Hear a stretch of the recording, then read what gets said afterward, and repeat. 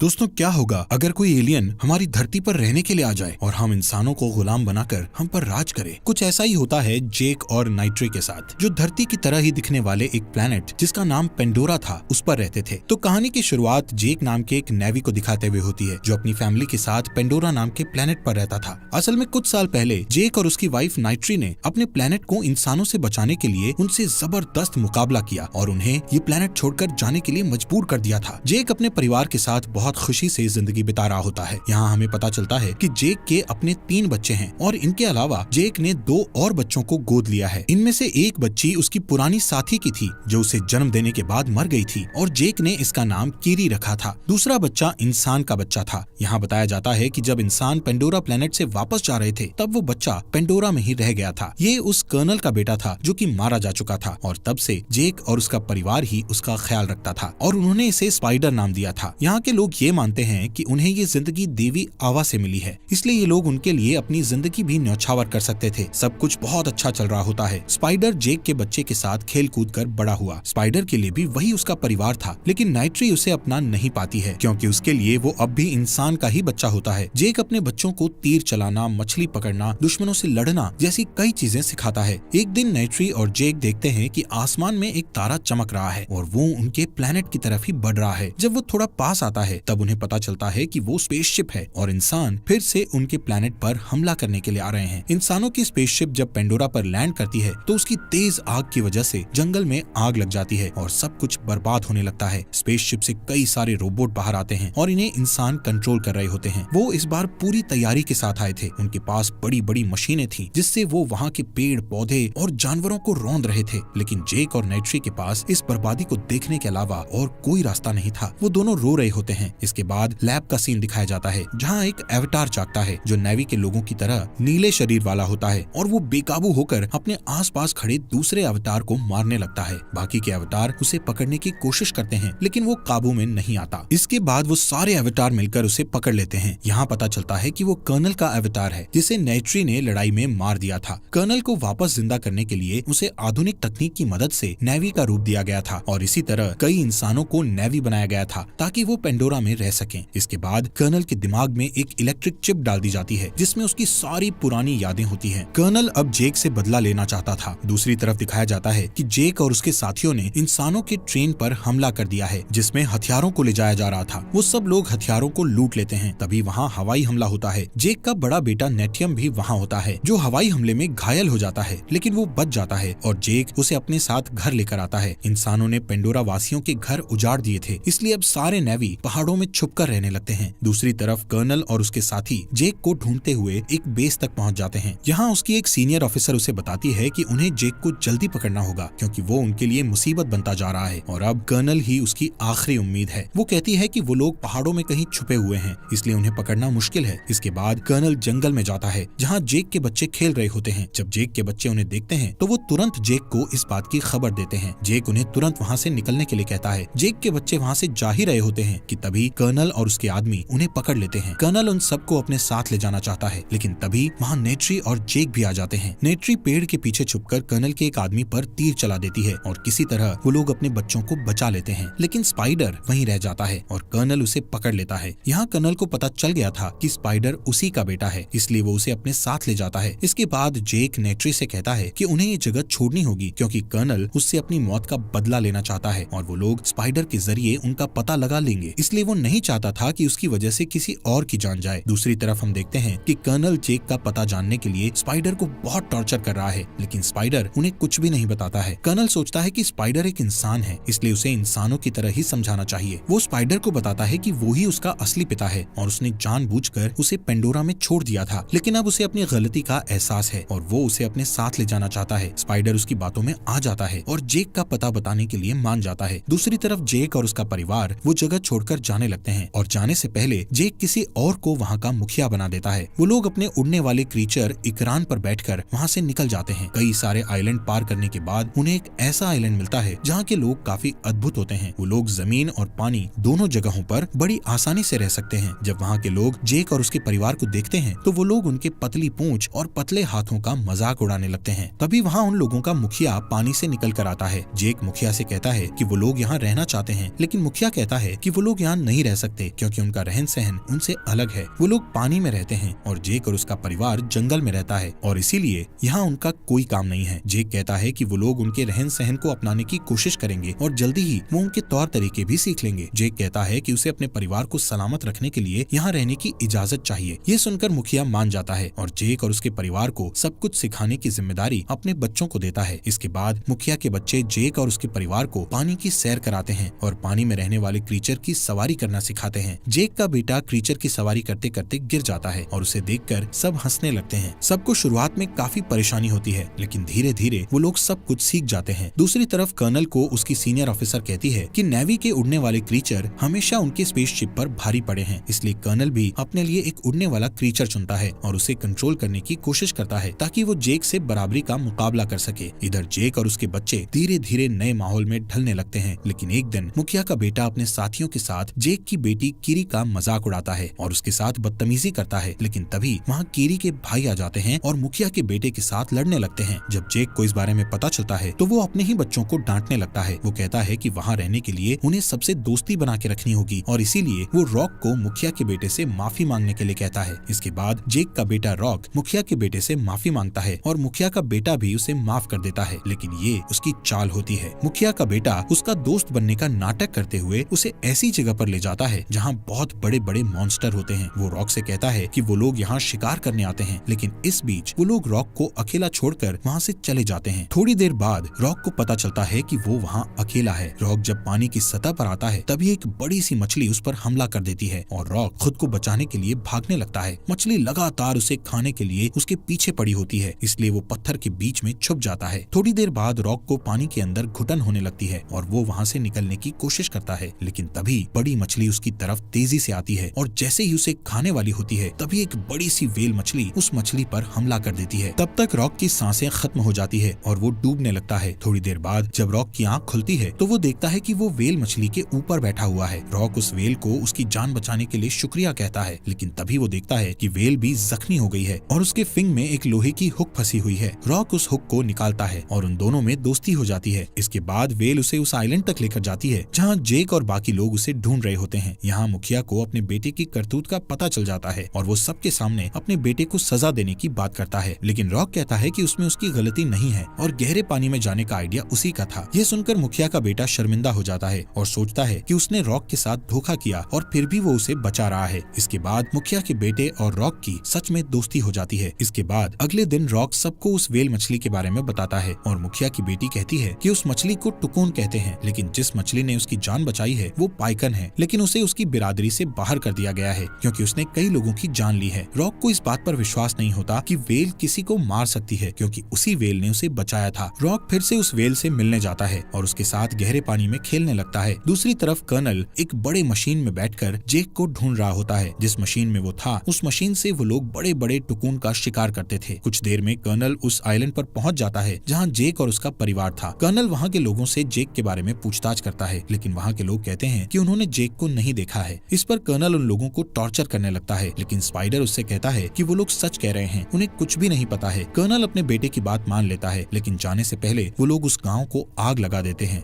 जेक और उसका परिवार उसी आइलैंड के दूसरे हिस्से में छुपा हुआ था। मुखिया वहां जाता है और बताता है कि कर्नल उन्हें ढूंढते हुए वहां पहुंच चुका है। दूसरी तरफ कर्नल ये प्लान बनाता है कि वो लोग वहां के टुकून का शिकार करेंगे, इसलिए अब वो लोग मशीन के जरिए टुकून का शिकार करने के लिए आते हैं। दूसरी तरफ रॉक को पता चल जाता है कि पाइकन ने किसी की जान नहीं ली थी, बल्कि नेवी लोगों को मारने वाले कोई शिकारी थे और इसका इल्जाम पाइकन पर आ गया था, जिसकी वजह से उसे बिरादरी से बाहर करके अकेला छोड़ दिया गया था। दूसरी तरफ कर्नल और उसके साथी कई मशीन गन की मदद से एक बड़े से टुकून पर हमला कर देते हैं जो अपने बच्चे के साथ तैर रहा होता है। वो टुकून काफी चीख रहा होता है और आखिर में इंसान उसे मार देते हैं। इसके बाद वो लोग उसे अपने साथ लेकर आते हैं और उसके मुंह के अंदर जाते हैं। वो लोग उस टुकून के गले के ऊपरी हिस्से में छेद करते हैं जहाँ से एक पीले रंग का लिक्विड बाहर आता है। यहाँ पता चलता है कि उस पीले रंग के लिक्विड को पीने से इंसान की उम्र नहीं बढ़ती है और इसीलिए इसकी कीमत बाजारों में काफी ऊंची है, जिससे वो लोग बहुत पैसा कमा सकते हैं। जब आइलैंड के लोग उस टुकून की लाश को देखते हैं तब उन्हें बहुत दुख होता है और बहुत गुस्सा भी आता है। वो लोग जेक को इसका जिम्मेदार मानते हैं और कहते हैं कि उसकी वजह से इंसान इन जानवरों को मार रहे हैं। इसके बाद वो लोग कर्नल और उसके साथी से लड़ने का फैसला करते हैं, लेकिन जेक कहता है कि वो लोग उनके आधुनिक हथियारों के आगे नहीं टिक पाएंगे। कर्नल का प्लान अब बड़े बड़े टुकून मतलब पाइकन का शिकार करने का होता है, क्योंकि उसका शिकार करके वो लोग ज्यादा लिक्विड निकाल सकते हैं और ज्यादा पैसे भी कमा सकते हैं। टुकुन के शिकार को देखते हुए रॉक को पाइकन की फिक्र होने लगती है, इसलिए वो उससे मिलने के लिए जाता है। रॉक के भाई बहन उसे रोकने के लिए उसके पीछे जाते हैं। जब वो लोग पाइकन के पास पहुंचते हैं तो देखते हैं कि पाइकन को एक तीर लग गई है, जिसकी वजह से वो वहाँ से हिल नहीं पा रहा है। वो सब लोग उस तीर को निकालने की कोशिश करते हैं और इसी बीच कर्नल और उसके साथी उनकी तरफ आ रहे होते हैं। रॉक जेक को इस बारे में बताता है और जेक अपने साथियों के साथ वहाँ जाने के लिए निकल जाता है। रॉक और उसके भाई बहन किसी तरह उस तीर को पाइकन के शरीर से बाहर निकालते हैं, लेकिन कर्नल के आदमी उनके पीछे पड़ जाते हैं। मुखिया की बेटी कर्नल के मशीन से मरने वाली होती है, लेकिन जेक का बेटा उसे बचा लेता है। कर्नल उन्हें एक बड़े जाल में फंसा लेता है और उन्हें अपनी शिप पर ले जाता है। तब तक जेक और उसके साथी भी वहाँ आ जाते हैं और देखते हैं कि कर्नल ने उसके बच्चों को बांध के रखा है। कर्नल जेक से कहता है कि अगर वो अपने बच्चों को जिंदा देखना चाहता है तो उसे अकेले ही वहाँ आना होगा। जेक उसकी बात मान लेता है और अकेले ही वहाँ जाने लगता है। इसी बीच पाइकन अचानक से पानी से निकलकर कर्नल की शिप में चढ़ जाती है और उसके आदमियों को मारने लगती है। इससे जेक और उसके साथी भी कर्नल पर हमला कर देते हैं। नेट्री भी वहाँ अपने उड़ने वाले क्रीचर इकरान में बैठकर आ जाती है और उन पर हमला करने लगती है। जेक किसी तरह अपने बच्चों को बचा लेता है, लेकिन जैसे ही वो लोग भागने वाले होते हैं, कर्नल जेक की बेटी कीरी और उसकी छोटी बहन को पकड़ लेता है। इस बीच जेक के बड़े बेटे को गोली लग जाती है और वो मर जाता है। नेट्री अपने बेटे की मौत से काफी टूट जाती है और चिल्ला चिल्ला कर रोने लगती है। इससे जेक और नेट्री को और भी गुस्सा आ जाता है और वो लोग कीरी और उसकी बहन को बचाने के लिए शिप पर आ जाते हैं। जेक वहाँ पर ब्लास्ट करता है और नेट्री इंसानों को बेरहमी से मारने लगती है, लेकिन तभी कर्नल कीरी को पकड़ लेता है और उसकी गर्दन पर चाकू रख देता है। लेकिन तभी नेट्री भी कर्नल के बेटे स्पाइडर को पकड़ लेती है और उसे मारने की धमकी देती है। इस वजह से कर्नल को कीरी को छोड़ना पड़ता है। इसके बाद जेक सबको वहाँ से जाने के लिए कहता है और खुद कर्नल से लड़ता है। दोनों के बीच काफी हाथापाई होती है। इस बीच शिप की हालत भी खराब हो जाती है और वो कभी भी पलट सकती है, इसलिए सब लोग वहाँ पर फंस जाते हैं। दूसरी तरफ जेक कर्नल की गर्दन को पकड़ लेता है, जिससे उसका दम घुटने लगता है और कर्नल वहीं डूब जाता है। इसके बाद जेक भी वहाँ से निकलने का रास्ता ढूंढने लगता है। नेट्री और उसकी बेटी शिप में फंसे होते हैं और तभी कीरी उनके पास आती है और उन्हें रास्ता दिखाती है। जेक भी रॉक के साथ बाहर आ जाता है। दूसरी तरफ स्पाइडर को कर्नल मिलता है और वो उसे पानी से बाहर ले आता है, क्योंकि जब नेट्री ने उसकी गर्दन पर चाकू रखा था तब कर्नल ने उसकी जान बचाई थी। लेकिन जब कर्नल स्पाइडर को अपने साथ चलने के लिए कहता है तो वो मना कर देता है और वापस जेक और उसके परिवार के पास चला जाता है, जिसे देखकर जेक बहुत खुश होता है। इसके बाद जेक अपने बड़े बेटे की बॉडी को उनकी देवी आवा के हवाले कर देता है और उस पल को याद करता है जब उसने पहली बार अपने बेटे को गोद में उठाया था। दोस्तों, हमारे फॉक्स एक्सप्लेनर हिंदी चैनल को सब्सक्राइब करना मत भूलना।